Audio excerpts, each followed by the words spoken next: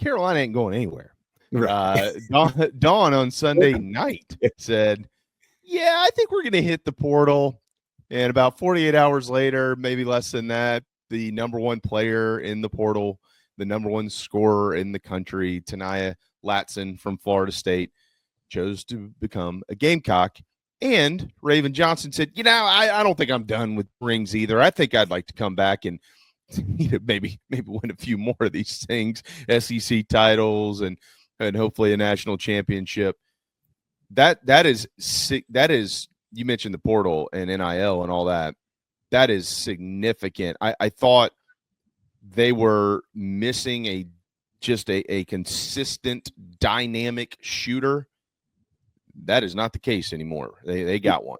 Yeah, it's been a good week after Sunday's loss, obviously, because you get your starting point guard back, and if everything stays in place, knocking wood when I say this, if the Gamecocks do return all their guards, and hopefully that is the case, that nobody hits the portal.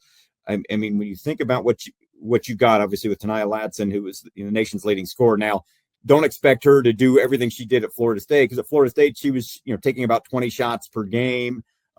That's not going to happen here because of the way South Carolina plays and the depth they have. But it's good to know you've got someone who's very good at driving to the basket, who can shoot the three effectively. She's not a huge 3-point shooter in terms of volume, but she can, which will stretch a defense as well. And you have to play her honest on the perimeter. But she can drive to the basket. She can pull up off the bounce, which is huge. She's a good defender, and I think what's kind of underrated for someone who led the nation in scoring, she averaged almost 5 assists per game. So it's not just like it's all about me. She's going to distribute.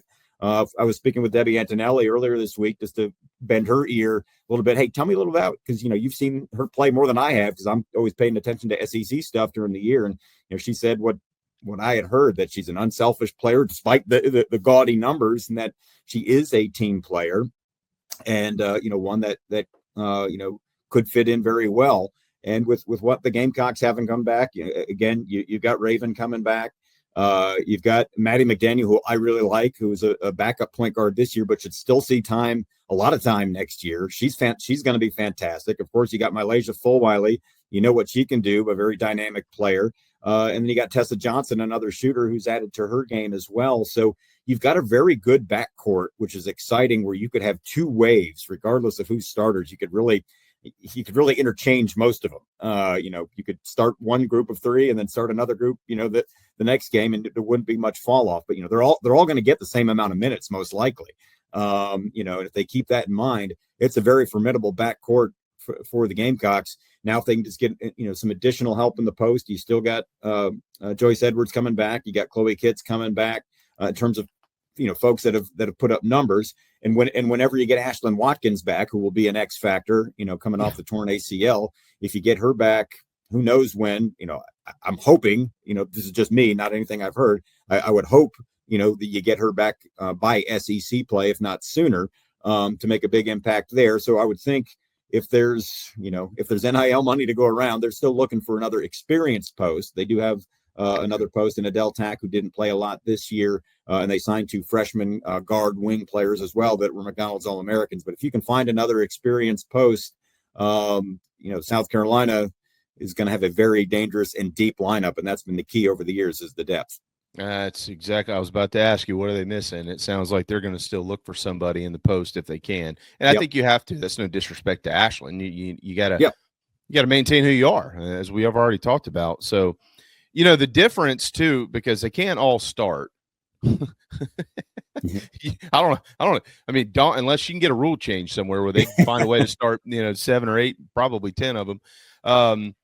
But the other, if you can contrast and compare, what we just saw, right? UConn and the Gamecocks. UConn primarily plays like 6 players. Yep, and that's what they've always done. They've always done that. They just come at you, and they come at you, and they come at you, and they come at you, and if you can't stop them, it's going to be a long night. And but South Carolina, as you well know, doesn't do that. I mean, they do play 6, but they play way more than 6. They're generally have 8, 9, 10 players that play a bunch of minutes, Brad. And so I always find it just so fascinating how Dawn gets all of these All-Americans, and she's got 2 more coming next year in high school too.